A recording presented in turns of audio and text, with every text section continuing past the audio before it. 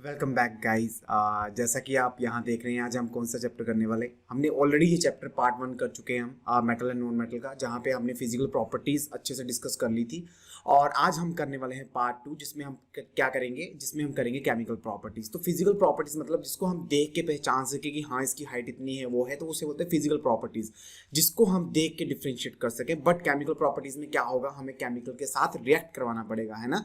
Physical को तो हम देख के बता सकते हैं कि इसका कलर क्या होगा, लेकिन केमिकल को हम देख के नहीं बता सकते वो क्या होगा। जब उसको केमिकल के साथ रिएक्ट करेंगे तभी पता चलेगा कि वो क्या है, मेटल है या नॉन मेटल है। तो हमने ऑलरेडी पार्ट 1 में फिजिकल प्रॉपर्टीज पढ़ ली थी। अगर किसी ने नहीं देखा होगा पार्ट 1, तो वो पहले पार्ट 1 को देखेगा, उसके बाद यहाँ पे फिर पार्ट 2 को देखेगा। और मैं डिस्क्रिप्शन में पार्ट 1 का लिंक भी डाल दूंगा, जहां पे आपको वो इजीली मिल जाएगा। तो फर्स्ट ऑफ ऑल हमने ये सारी चीजें पढ़ ली हैं और फटाफट हम चलते हैं अपने नेक्स्ट पार्ट, जो है केमिकल प्रॉपर्टीज ऑफ मेटल। तो मेटल की क्या केमिकल प्रॉपर्टीज होंगी, मतलब उसको अगर किसी के साथ रिएक्ट करवाएंगे तो वो क्या देगा, वो एसिडिक होगा कि बेसिक होगा, वो सारी की सारी चीजें अभी हम पढ़ने वाले हैं यहाँ पे।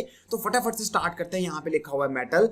जब भी अपने पास अगर मेटल है, मेटल किसके साथ, अगर मेटल ऑक्सीजन के साथ रिएक्ट करेगा तो क्या बनाएगा, मेटल ऑक्साइड। क्या बनाएगा, मेटल ऑक्साइड बनाएगा। और जो मेटल ऑक्साइड है वो एसिडिक है कि बेसिक है, तो यहां पे इन्होंने लिखा हुआ है स्पेशली कि वो क्या है, वो बेसिक इन नेचर है। मेटल ऑक्साइड क्या है, बेसिक इन नेचर है। यहां से पता चलता है ये क्या है, प्रॉपर्टी है उसकी। जब भी मेटल ऑक्साइड के साथ रिएक्ट करेगा मेटल ऑक्साइड बनाएगा, और मेटल ऑक्साइड क्या है, बेसिक इन नेचर। ठीक, यहाँ पे कुछ एग्जांपल्स लिखी हुई हैं, फटाफट से कर लेते हैं। कॉपर क्या है, मेरे पास एक मेटल है। कॉपर क्या है, मेरे पास एक मेटल। और फटाफट ये क्या है, ऑक्सीजन जब भी रिएक्ट करेगा क्या बनेगा, मेटल ऑक्साइड, जिसे हम बोलते हैं कॉपर ऑक्साइड। ठीक, यहाँ पे अल्मीनियम है। अल्मीनियम क्या है मेरे पास, अल्मीनियम है क्या, मेटल, उसके बाद ऑक्सीजन, और क्या बना, एल्यूमिनियम ऑक्साइड। और साथ में हमने क्या कर दी, बैलेंसिंग। क्यों, क्योंकि हमने फर्स्ट चैप्टर में सीख लिया था कि बैलेंसिंग करना काफी ज्यादा इंपॉर्टेंट है, चाहे वो फर्स्ट चैप्टर से हो क्वेश्चन, चाहे थर्ड से हो, balancing is the most important thing. ठीक है, फटाफट से लास्ट वाला पॉइंट ये आपके लिए होमवर्क होगा, आप इसको फोड़ के आ जाओगे। मेरे को पता है इजीली है काफी, आप इजीली इसको देख लोगे क्या चीज है। ये क्या बन रहा है, मैग्नीशियम ऑक्साइड बन रहा है। फटाफट से चलते हैं, क्या दे रखा है, अब डिफरेंट प्रॉपर्टी शो कर रहा है, कैसे पढ़ते हैं, फटाफट से चलते हैं। यहाँ पे क्या दे रखा है, सोडियम एंड कैल्शियम। कैल्शियम के से कैल्शियम होगा नहीं, सोडियम एंड पोटाशियम। ठीक है ना, सोडियम एंड पोटाशियम लिखा हुआ है। तो यहाँ क्या लिखा हुआ है, विग्रसली। विग्रसली मीन बड़ा गुस्से वाला, ये इतना गुस्से वाला, इतना गुस्से वाला है, क्या करेगा, जब भी हम इसको बाहर छोड़ेंगे तो ये 2 मिनट में, जैसे मैंने यहां रखा तो ये आग पकड़ लेगा। कौन, सोडियम एंड पोटाशियम। ठीक, सोडियम एंड पोटाशियम को अगर मैं यहां रखूंगा 2 मिनट में आग पकड़ लेगा। कैसे, जैसे हमारी क्लास में कुछ बच्चे होते हैं, अगर उनको टीचर की निगरानी में रखा जाए, ऑब्जर्वेशन में रखा जाए टीचर की, तो वो बिल्कुल पंगे नहीं करते, बिल्कुल शोर शराबा नहीं करते। लेकिन उनको अगर 2 मिनट में छोड़ दिया जाए तो वो पूरे सिर स्कूल को क्या कर दे, आग लगा दे। वो पूरे स्कूल को क्या कर दे, आग लगा दे। वही है, वैसे ही है हमारे पास क्या, सोडियम एंड पोटाशियम। क्या करेंगे, इसको हमेशा किस में रखेंगे, कैरोसिन में रखेंगे। किस में रखेंगे, हमेशा कैरोसिन में रखेंगे। किस में रखेंगे, हमेशा कैरोसिन में रखेंगे। एक क्वेश्चन मेरे दिमाग में आ रहा है कि इसे हम कैरोसिन में क्यों रखते हैं, कैरोसिन में ही क्यों, ऑयल में क्यों नहीं रख सकते, है ना। कैरोसिन क्या है, नॉन स्टिकी। ये क्या है, नॉन स्टिकी। और ये क्या होगा, स्टिकी। ठीक है, ये क्या है, नॉन स्टिकी, और ये क्या है, काफी ज्यादा स्टिकी होगा। ठीक, जब हम कैरोसिन, अगर हमने अभी रिएक्शन करना है, ठीक, हमारे पास टाइम कम है, हमने क्या किया, पोटाशियम या सोडियम को क्या किया, कैरोसिन में से बाहर निकाला, और 2 मिनट में क्या किया, हम क्या करने लग पड़े, रिएक्शन करने लग पड़े। लेकिन जब मैं उसको ऑयल में से बाहर निकालूंगा, ऑयल क्या है, काफी ज्यादा स्टिकी है, और क्या होगा, ऑयल क्या होगा, जल्दी से साफ नहीं होगा, है ना। इस वजह से रिएक्शन करने में काफी ज्यादा टाइम लगेगा, काफी ज्यादा टाइम वेस्ट होगा। इस वजह से हम क्या यूज करते हैं, कैरोसिन यूज करते हैं इंस्टेड ऑफ ऑयल, क्योंकि ऑयल क्या है, काफी ज्यादा स्टिकी है, और जब उसको बाहर निकालेंगे वो जल्दी से क्या करेगा, रिएक्ट नहीं करेगा, जिससे हमारा टाइम वेस्ट होगा। दैट्स व्हाई हम क्या यूज करते हैं, हमेशा क्या यूज करेंगे, सोडियम एंड पोटाशियम को हमेशा किस में रखेंगे, कैरोसिन में रखेंगे। याद है, बिल्कुल फीड हो गया अभी दिमाग में। फटाफट से आगे चलते हैं। यहाँ कुछ लिखा है, मैग्नीशियम, एल्यूमिनियम, जिंक और लेड, है ना। तो ये चीज क्या है, इसके ऊपर जब भी ये ऑक्सीजन के साथ रिएक्ट करते हैं तो ये अपनी एक ऑक्सीडेशन बना के एक लेयर ऑफ ऑक्साइड बना लेते हैं अपने ऊपर, है ना। कभी आपने देखा होगा एल्यूमिनियम को कभी रस्ट नहीं लगती, है ना, लेड को कभी रस्ट नहीं लगती, जिंक को कभी रस्ट नहीं लगेगी, मैग्नीशियम को कभी भी रस्ट नहीं लगेगी। क्या कर लेगी ये, एक प्रोटेक्शन लेयर बना लेगी जिसे हम क्या बोलते हैं ऑक्साइड, और ये क्या करेगी फर्दर क्या कर देगी, प्रिवेंट कर देगी कि ऑक्सीडेशन ना हो, क्योंकि बैरियर बन गया ना, बैरियर बीच में एक बैरियर बना देगी। जैसे ये है मेरे पास, तो इसके ऊपर क्या बनेगा, लेयर ऑफ ऑक्साइड बन जाएगा, जिससे क्या है एक बैरियर बन जाएगा, जिससे हमारा ये क्या है लेड हो गया, जिंक हो गया या एल्यूमिनियम हो गया, इसको रस्ट नहीं लगेगी। ये रस्ट प्रूफ रहते हैं, इसको कभी रस्ट नहीं लगती। क्यों? क्योंकि इसके ऊपर एक एक्स्ट्रा लेयर आ गई जो इसको क्या कर रही है, प्रोटेक्ट कर रही है। क्या कर रही है, इसको प्रोटेक्ट कर रही है। जल्दी से चलते हैं, फेरस की बात करेंगे। किसकी बात कर रहे हैं, फेरस की बात करेंगे। जब भी फेरस की बात करेंगे तो फेरस कभी भी बर्न नहीं होगा, लेकिन आयरन फिलिंग्स क्या होंगे, विग्रसली, विग्रसली मतलब बड़े गुस्से से क्या करेंगे, बर्न हो जाएंगे। अब जब मैं कॉपर की बात करूंगा तो कॉपर डज नॉट बर्न, ये कभी भी बर्न नहीं होंगे, लेकिन इसके ऊपर ब्लैक कलर की कॉपर ऑक्साइड की कोटिंग हो जाती है। ठीक, तो ये कुछ थे मेटल, अगर ऑक्साइड ऑक्सीजन के साथ रिएक्ट करने पे ये कैसा बिहेव शो करते हैं, वही यहां बता रखा है कि अगर सोडियम और पोटेशियम ऑक्सीजन के साथ रिएक्ट करेंगे तो आग पकड़ लेंगे, लेकिन विग्रसली। ये वही बच्चे हैं जो 2 मिनट में स्कूल को अपने सिर पे उठा लेते हैं। अब मैग्नीशियम, एल्यूमिनियम और जिंक के साथ जब ये रिएक्ट करेंगे तो एक लेयर बना लेंगे, जिससे ये फर्दर उसको प्रोटेक्ट करते रहेंगे, कभी भी इनको रस्ट नहीं लगेगी। फेरस कभी भी ऑक्सीजन के साथ रिएक्ट नहीं करेगा, लेकिन आयरन फिलिंग जल जाएगी। कॉपर कभी भी रिएक्ट नहीं करेगा, लेकिन कोटिंग बन जाएगी ब्लैक कलर की। समझ आ गया, बिल्कुल समझ आ गया, हमारे दिमाग में फिट हो गया। अब यहाँ पे लिखा हुआ है AU and AG, AU and AG। AU मतलब क्या है ये, AU गोल्ड को बोलते हैं। क्यों? क्योंकि जो अपने फॉरेनर्स हैं काफी चमकते हैं ना, और कैसे बोलते हैं, AU come here, AU come here. तो कैसे फॉरेनर बोलते यही बोलते हैं, AU come here. AU means gold. Gold क्यों? क्योंकि गोरे क्या हैं, गोल्ड की तरह चमकते हैं। और जब भी मैं बात करूंगा AG की, है ना, जब भी मैं बात करूंगा AG की, तो AG मींस, AG सुनते हो तो ये क्या है, इंडियंस, और इंडियंस क्या है, सिल्वर। ठीक, तो ये आपने अपने दिमाग में रखने कुछ ट्रिक्स हैं जिससे आपको याद रहेगा AG और AU। तो ये कभी भी रिएक्ट नहीं करते। अगर आपके पास गोल्ड पड़ा हुआ है 10 साल, 15 साल, 20 साल, तो क्या वो खराब हो जाएगा, मिट्टी में मिल जाएगा? कभी नहीं मिलता। आपको पता है मंदिरों में हजारों साल पहले क्या है, गोल्ड कुछ भी रखा हुआ है, मतलब है ना, वो चीजें, चांदी और सोना कितना रखा हुआ है टन के हिसाब से, तो क्या लाखों साल में क्या मिट्टी बन गया? नहीं बनेगा मिट्टी। क्यों? क्योंकि ये रिएक्ट ही नहीं करते ऑक्सीजन के साथ, सालों साल पड़े रहते हैं, लेकिन ये कभी भी रिएक्ट नहीं करेंगे। अगर रिएक्ट नहीं करेंगे तो ये कभी खत्म नहीं होंगे, जैसे हैं वैसे ही रहेंगे। एम्फोटेरिक क्या चीज है, एम्फोटेरिक क्या चीज है, amphoteric means metal oxide react with both acid and base are called amphoteric nature, और क्या प्रोड्यूस करेंगे, सॉल्ट एंड वाटर प्रोड्यूस करेंगे। अब ये कौन सी साइड है मेरे पास, this is a reactant side, और दिस, ये रिएक्टेंट साइड, और this is a product side. जब भी मैं रिएक्टेंट साइड की बात करूंगा तो रिएक्टेंट साइड में ये किसके साथ रिएक्ट कर रहा है, ये कर रहा है, किसके साथ कर रहा है, यहाँ पे ये है एसिड। और जब भी एसिड के साथ करेगा तो क्या देगा, सॉल्ट प्लस वाटर, और ये क्या है मेरे पास, बेस। ये क्या है, बेस है, और बेस के साथ भी क्या, एल्यूमिनियम रिएक्ट कर जाएगा। इसलिए मैंने क्या बोला, ये क्या है, ये है एम्फोटेरिक ऑक्साइड, वो मेटल ऑक्साइड जो एसिड और बेस दोनों के साथ रिएक्ट करके क्या बनाएंगे, सॉल्ट प्लस वाटर बनाएंगे, और हमें बैलेंसिंग इक्वेशन तो आती है, उसको हम फोड़ के आ जाएंगे। ठीक, अब इसके कुछ अलग, देखो मेटल के कुछ अलग ही जलवे हैं, है ना, अपने हिसाब से जीता है, अपने हिसाब से करता है। वाटर है, मेटल जब भी रिएक्ट करेगा, this is a general formula. ये क्या है, जनरल फॉर्मूला। ठीक, तो ये जनरल फॉर्मूला आपने मेरे लिए लर्न करना है। सिंपल सा फॉर्मूला है, जब भी मेटल वाटर के साथ रिएक्ट करेगा क्या बनेगा, मेटल ऑक्साइड, और कौन सी गैस रिलीज हो रही है, हाइड्रोजन। बिल्कुल फीड हो गया दिमाग में, metal plus water is equal to metal oxide plus hydrogen. और जब भी मेटल ऑक्साइड को वाटर के साथ रिएक्ट करेंगे तो क्या बनेगा, मेटल हाइड्रोक्साइड। क्या बनेगा, मेटल हाइड्रोक्साइड। ठीक, तो चलते हैं, मेटल के कुछ अपने जलवे हैं। यहाँ मेटल लिखा हुआ है ना, यहाँ क्या लिखा हुआ है, मेटल, यहाँ क्या लिखा हुआ है, मेटल लिखा हुआ है, और इसके कुछ अपने जलवे हैं, अपने जलवों में खेलता है, अपने जलवे हैं। जब भी मेटल किसके साथ रिएक्ट करेगा, ऑक्सीजन के साथ रिएक्ट करेगा, है ना, या फिर वाटर के साथ रिएक्ट करेगा, तो इसके कुछ अपने ही जलवे हैं, अपने ही रूल हैं। ऑक्सीजन में तो हमने पढ़ लिया सारा कुछ कि क्या करता है। अब हम किसके बारे में पढ़ेंगे कि मेटल अगर वाटर के साथ रिएक्ट करेगा तो क्या है। अब ये इतना वो है, इसके अपने नखरे हैं कि ये कभी इसको वाटर, कुछ मेटल को क्या होगा, ठंडे पानी के साथ रिएक्ट करेगा, कभी कुछ जो मेटल हैं वो गर्म पानी के साथ रिएक्ट करेंगे, कुछ स्टीम के साथ रिएक्ट करेंगे तो कुछ अपने जलवे हैं इनके, और कौन से वो मेटल हैं जो ठंडे पानी से, गर्म पानी से या फिर स्टीम के साथ रिएक्ट करते हैं। जल्दी से पढ़ते हैं, यहाँ लिखा हुआ है react with steam, aluminium, ferrous and zinc. इनके कुछ अपने फंडे हैं, ये सिर्फ किसके साथ, स्टीम के साथ रिएक्ट करते हैं। यहाँ पे सोडियम, पोटाशियम और कैल्शियम ये क्या करते हैं, कोल्ड वाटर के साथ रिएक्ट करते हैं, है ना।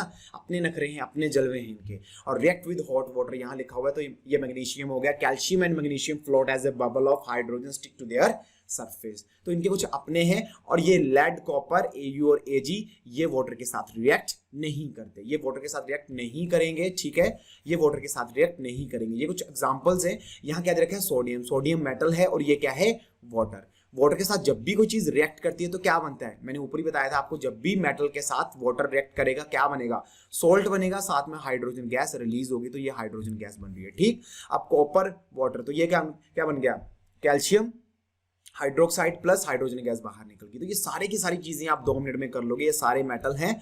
और मेटल के साथ जब हमने वाटर को रिएक्ट किया तो क्या बन रहा है, बन रहा है क्या, salt plus hydrogen gas release कर रही है। यहाँ पे देखो हाइड्रोजन हाइड्रोजन हाइड्रोजन हाइड्रोजन।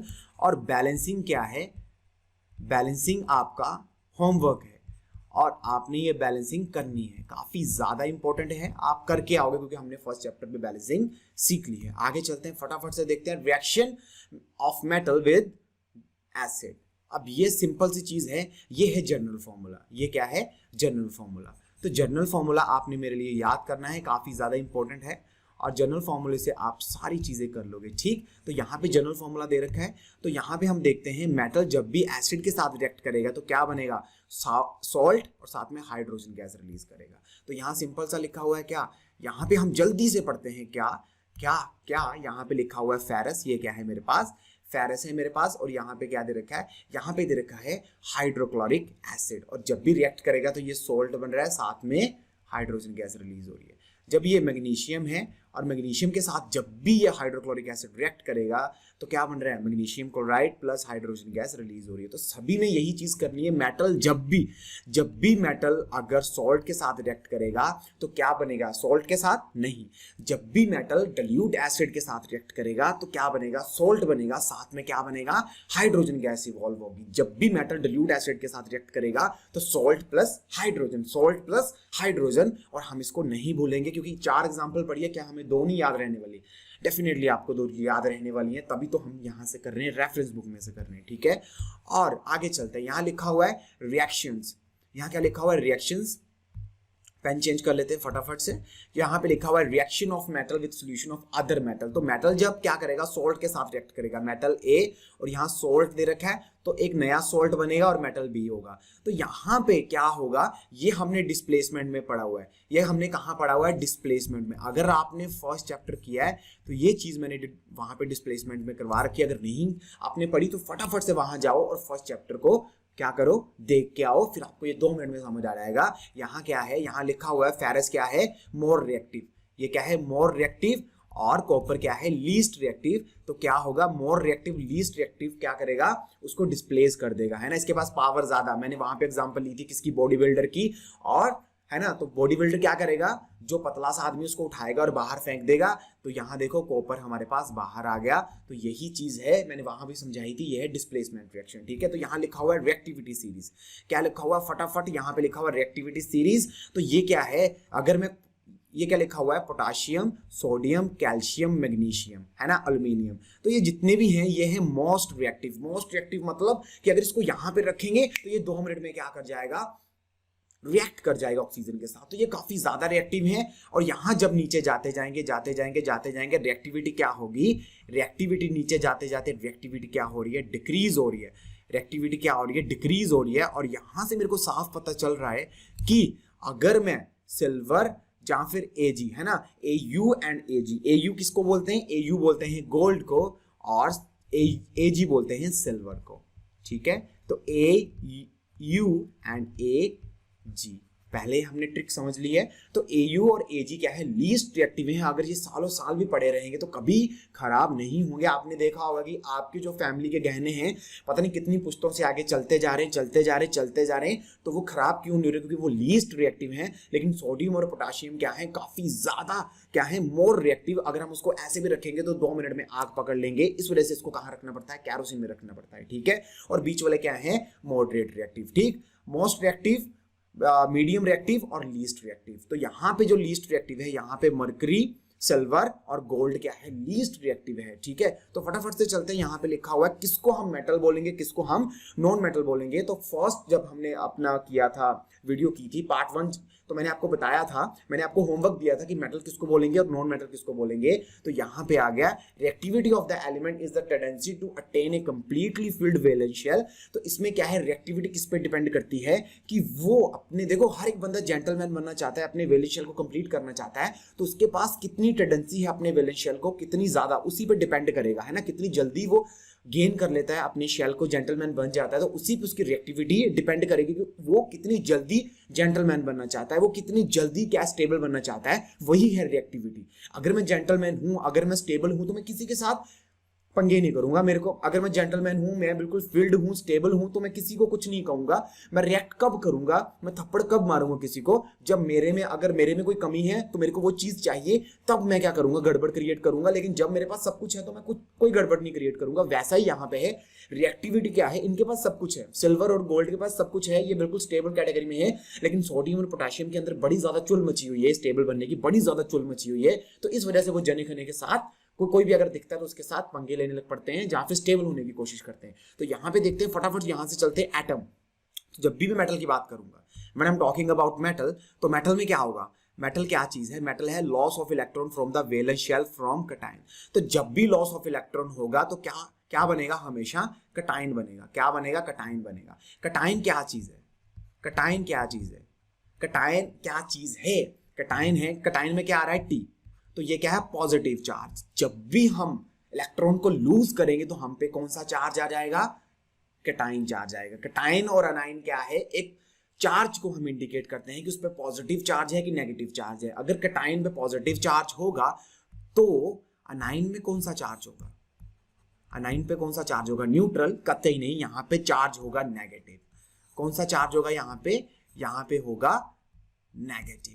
तो यहाँ पे लिखा हुआ है, अगर मेटल की बात होगी तो क्या होगा, लॉस ऑफ इलेक्ट्रॉन। जब भी मैं इलेक्ट्रॉन को लॉस कर रहा हूँ, जब अपने इलेक्ट्रॉन उठा के किसी और को दे रहा हूँ, दैट मींस मेरे पे कौन सा चार्ज आएगा, कैटायन चार्ज आएगा। और जब मैं किसी से गेन कर रहा हूँ इलेक्ट्रॉन, तो मेरे पे कौन सा चार्ज आएगा, नेगेटिव चार्ज आएगा। अभी समझ लेते हैं, यहाँ पे सोडियम दे रखा है। क्या दे रखा है, सोडियम। तो हमें पता है कि हर एक चीज क्या है, इलेक्ट्रिकली न्यूट्रल है। अगर एटम की बात करेंगे, जितने पॉजिटिव चार्ज होंगे उतने ही नेगेटिव चार्ज होंगे। तो यहाँ पे कितना दे रखा है, 281, ठीक। तो कितना हो गया, 11 इलेक्ट्रॉन थे पहले, ठीक। उसने क्या किया, एक इलेक्ट्रॉन, 11 इलेक्ट्रॉन और 11 ही proton. Proton means positive charge. उसने एक इलेक्ट्रॉन दे दिया। जब एक इलेक्ट्रॉन यहां से वो दे देगा तो यहां पे कितने रह गए, 10 इलेक्ट्रॉन और 11 प्रोटॉन। अब क्या होगा, यहां पे 10 इलेक्ट्रॉन और 10 प्रोटॉन तो क्या हो जाएंगे, न्यूट्रल हो जाएंगे, कैंसल आउट हो जाएंगे। लेकिन एक प्रोटॉन बच जाएगा। ये प्रोटॉन कौन सा चार्ज लेके आएगा, ये वाला प्रोटॉन कौन सा चार्ज लेके आएगा, ये वाला प्रोटॉन ही है जो कौन सा चार्ज लेके आएगा, पॉजिटिव चार्ज लेके आएगा। समझ आया, क्यों हम बोलते हैं कैटायन के ऊपर कौन सा चार्ज होगा, पॉजिटिव चार्ज होगा। क्यों, क्योंकि इसने ये एक इलेक्ट्रॉन लूज कर दिया। पहले क्या था, न्यूट्रल था, जितने इलेक्ट्रॉन उतने ही पॉजिट्रॉन, जितने नेगेटिव चार्ज उतने ही पॉजिटिव चार्ज, यहाँ लिखा हुआ है। लेकिन जब मैं इलेक्ट्रॉन को लूज कर दूंगा तो क्या होगा, 10 इलेक्ट्रॉन रह जाएंगे और 11 प्रोटॉन पॉजिटिव चार्ज रह जाएंगे। 10 इलेक्ट्रॉन और 10 प्रोटॉन तो आपस में क्या कर जाएंगे, ये तो न्यूट्रल बन जाएगा, ये न्यूट्रल बन जाएगा। लेकिन एक प्रोटॉन बच गया जो कौन सा चार्ज लेके आएगा, कौन सा चार्ज लेके आएगा, पॉजिटिव चार्ज लेके आएगा। फटाफट से आगे चलते हैं। और सेम केस है यहाँ पे अनाइन के साथ। तो ये क्या हो गया, इसने गेन कर लिया, है ना। अगर गेन कर लेगा तो हमको पता है, अगर बाई चांस कितने यहाँ पे 17 बन रहे हैं, कितने 17 इलेक्ट्रॉन और 17 ही प्रोटॉन, तो ये क्या है, इलेक्ट्रिकली न्यूट्रल है। लेकिन इसने क्या किया, एक गेन कर लिया, 18 इलेक्ट्रॉन बन गए और 17 प्रोटॉन। क्यों, क्योंकि इसने एक इलेक्ट्रॉन को गेन कर लिया। जब ये इलेक्ट्रॉन को गेन कर लेगा तो क्या होगा, इस पे कौन सा चार्ज आ जाएगा, इस पे चार्ज आएगा नेगेटिव का, ठीक। समझ आ गया क्यों? क्योंकि 17 पॉजिटिव चार्ज और 17 नेगेटिव चार्ज क्या हो जाएंगे, न्यूट्रल हो जाएंगे, लेकिन जो उसने एक्स्ट्रा इलेक्ट्रॉन चार्ज गेन किया उससे उस पर कौन सा चार्ज आएगा, नेगेटिव चार्ज आएगा। कौन सा चार्ज आएगा, नेगेटिव चार्ज आएगा। अब हम इसको कभी नहीं भूलेंगे, हमें ये याद हो गया, ठीक है। और यहाँ पे लिखा हुआ है आयनिक कंपाउंड। किसको आयनिक कंपाउंड बोलते हैं? आयनिक कंपाउंड क्या होगा, ट्रांसफर ऑफ इलेक्ट्रॉन। क्या चीज होगा, यहाँ पे देखते हैं, transfer of electron from metal to a non metal are called ionic compound और इलेक्ट्रोवेलेंट कंपाउंड। तो क्या चीज है आयनिक कंपाउंड? अगर आपके पास आ जाए तो डेफिनेशन क्या लिखोगे, transfer of electron from a metal, है ना, मेटल से कहां पे, नॉन मेटल पे। लेकिन क्या चीज, इलेक्ट्रॉन ट्रांसफर होना चाहिए मेटल से नॉन मेटल पे, उसे क्या बोलेंगे, आयनिक कंपाउंड या फिर इलेक्ट्रोवेलेंट कंपाउंड। ठीक है, याद रहेगा। कहां से कहां, यहां लिखा हुआ है मेटल, मेटल से नॉन मेटल, तो क्या ट्रांसफर हो रहा है, इलेक्ट्रॉन, इसे बोलेंगे आयनिक कंपाउंड। क्या बोलेंगे, आयनिक कंपाउंड बोलेंगे। ठीक, आगे चलते हैं, प्रॉपर्टीज देखते हैं आयनिक कंपाउंड की क्या है। हमने पढ़ लिया आयनिक कंपाउंड क्या होता है, transfer of electron from metal to non metal is called ionic compound. Physical nature क्या होगा, ज्यादातर ये क्या होते हैं, हमेशा सॉलिड होते हैं, ज्यादातर ये क्या होंगे, सॉलिड होंगे। मेल्टिंग एंड बॉइलिंग पॉइंट क्या होगा, इनका हाई होगा। मेल्टिंग एंड बॉइलिंग पॉइंट क्या होगा, इनका हाई होगा, है ना। क्यों होगा, ये आपका होमवर्क है, ये आप मेरे लिए ढूंढ के लेके आओगे।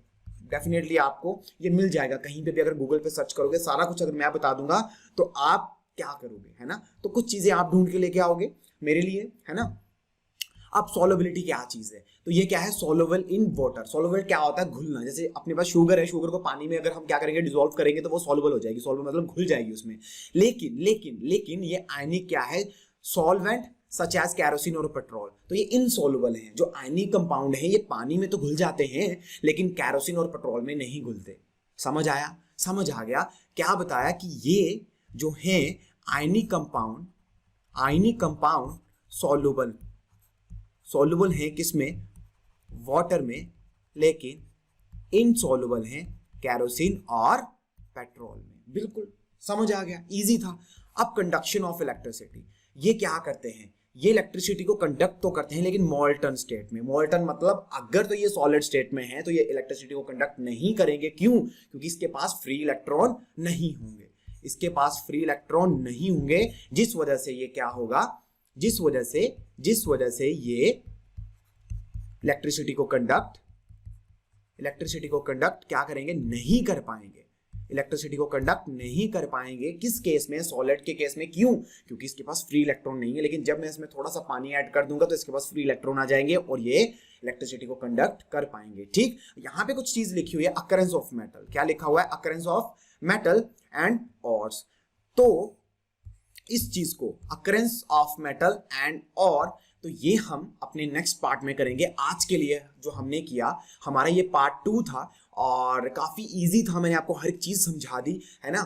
पहले हमने फिजिकल प्रॉपर्टीज पढ़ ली कि देख के हम क्या बता सके कि मेटल कौन सा है, नॉन मेटल कौन सा है। फिर हमने केमिकल प्रॉपर्टीज बता दी कि अगर अब हम देख के नहीं बता सकते, हमने with the help of chemical के साथ उसको डिफ्रेंशिएट कर दिया कि हाँ भाई ये मेटल है और ये नॉन मेटल है। अगर वो लूज कर रहे हैं इलेक्ट्रॉन तो उस पर कौन सा चार्ज होगा, उसे क्या बोलेंगे। अगर वो गेन कर रहे हैं उस पर क्या चार्ज होगा और उसे क्या बोलते हैं। हमने आयनिक कंपाउंड पढ़ लिया, उसकी प्रॉपर्टीज पढ़ ली। और अब हम नेक्स्ट चैप्टर में क्या पढ़ेंगे, अकरेंस ऑफ मेटल, जिसमें हम मिनरल्स ओर्स और उसको कैसे हम क्या करते हैं, एक्सट्रैक्ट करते हैं, हर चीज अच्छे से पढ़ लेंगे। ठीक है बच्चे, take care, bye bye and be safe. और घर वालों को तंग बिल्कुल नहीं करना है। ओके बच्चे, बाय।